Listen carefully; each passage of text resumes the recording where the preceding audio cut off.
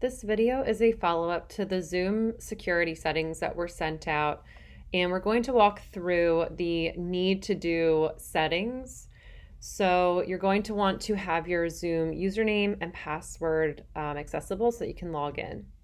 We'll begin in the Zoom web portal. So that means you're going to be opening a Chrome browser window and going to zoom.us and logging in.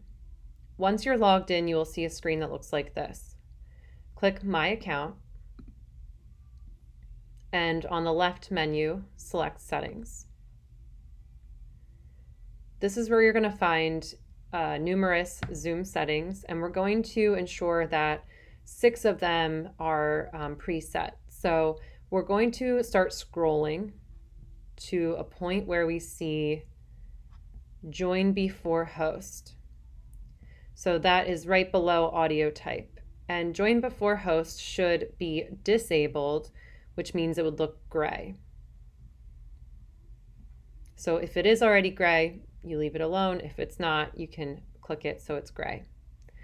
You're going to scroll down to Private Chat next. So now we're getting into the in-meeting basic settings, and you'll see Chat right below there is where you're going to find Private Chat. And you want to make sure that's disabled. So that allows students to message each other privately without you seeing the messages. And we want to disable that function, so it should be gray. You're going to continue scrolling to where you see screen sharing. So screen sharing is about halfway down the page, and you want to make sure that's enabled. So that should be blue. Right below there, who can share, we want by default, it should be selected as host only. You can turn on participants while you're in the meeting, but by default, we want to leave that set to host only. If we continue to scroll 2 more settings down, you'll see annotation, and we recommend turning that off or disabling that to start, along with your whiteboard. If you are a teacher who utilizes these tools and you want to turn those on at some point, you can come back here and enable the whiteboard before that particular class. And you can also come back and do the same for annotation. So those are 2 settings that if you're not using them, keep them turned off. If you have a need, you can always come back here and change that. The last setting here, if we continue scrolling, is going to be the allow participants to rename themselves. And we recommend turning that off, which would be gray. And in meeting, teachers do have the ability to rename participants. So if that happens and you need to rename someone, you can do it. But this takes away the option for students to rename themselves. Once you've made these 6 settings, we're going to move to the Zoom app. So I'm going to select that from my dock and sign in. From here, you're going to start a new meeting, and we're going to take a look at the actual toolbar that you have available in meeting.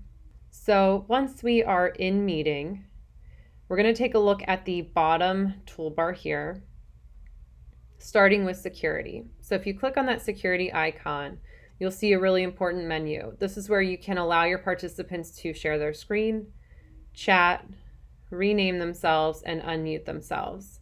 You're going to notice that some of these settings are identical to the settings that we just saw in the web portal. So the web portal is important because that sets up your default settings. Here is where we can change some of those in meeting. So if you do want your students to be able to share their screen for presentations, you can certainly select share screen here if needed. So those things can be changed in meeting, but you want to make sure that share screen and rename themselves are not checked to start. The next feature we're going to take a look at is your chat. And so when you open up the chat window, down here in the bottom where you can actually type your messages, there's a little button with 3 dots. And if you select that button, it gives you the option to change the settings for your chat. So right now it's set for everyone publicly, meaning if any of my students type a message and post it in the chat, everybody else sees it. By default, we recommend choosing host only so students can chat to the host. And if you want the whole class to be able to chat publicly, you certainly can change that. the best setting to start with would be host only. The last setting to know about is the share screen button here with the little up caret. If you click that, you'll have a menu pop up. And if you choose advanced sharing options, you can also control who is screen sharing right here. So we saw that on the security menu also, but if I change this to all participants, and now my students can share their screen one at a time. If I go back to my security window, now you'll notice that share screen is checked. And if I deselect it here, it automatically changes it back to host. So you can change and control some of these settings in more than one location. That's why it's important to know your menus and kind of know what you're hoping to accomplish for the day. Some final reminders include when you're sharing your screen, to avoid sharing your entire desktop and going with either an application or a particular document that's open.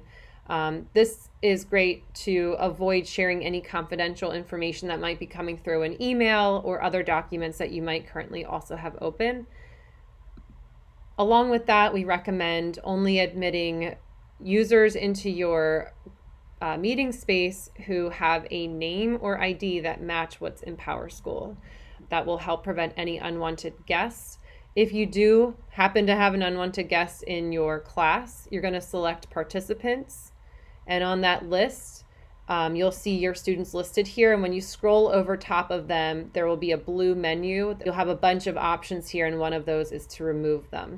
Finally, when you are finished meeting, we recommend choosing end and end meeting for all, which will bounce everyone out of the meeting space.